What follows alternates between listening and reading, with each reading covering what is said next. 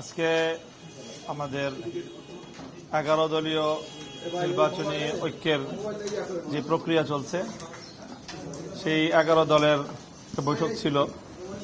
আমরা শীর্ষ বৈঠকের এই আয়োজনটা খুবই তাড়াহুড়ার মধ্যে এবং একটু ক্রিটিক্যাল সময় নির্ধারণ করতে হয়েছে।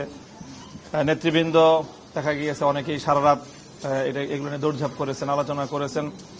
তো রাতের গভীরে সিদ্ধান্তটা ফাইনাল করতে হয়েছে এবং সবাইকে সময় মতো অবহিত করা সম্ভব হয় নাই।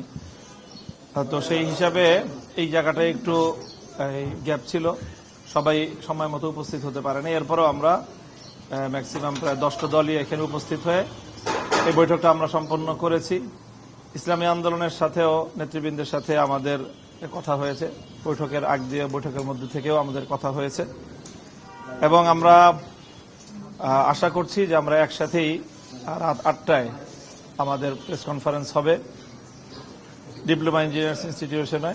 সেখানে ইনশাল্লাহ আমরা আমাদের চূড়ান্ত বক্তব্য যেগুলো সব ঐক্যবদ্ধভাবে আমরা উপস্থাপন করতে পারবো বলে আশা করছি। ইসলামী আন্দোলনের ব্যাপারে আমাদের প্রত্যাশা যে ইনশাল্লাহ আমরা যেভাবে একসাথে শুরু করেছিলাম আমরা একসাথেই সামনের দিকে অগ্রসর হতে পারবো। আমরা এখনো আশাবাদী ইনশাল্লাহ। অফিসিয়ালি এখনো পরিপূর্ণ ফাইনাল করছি না, যেহেতু আমাদের রাত 8টার সময় আমাদের প্রেস কনফারেন্স আছে।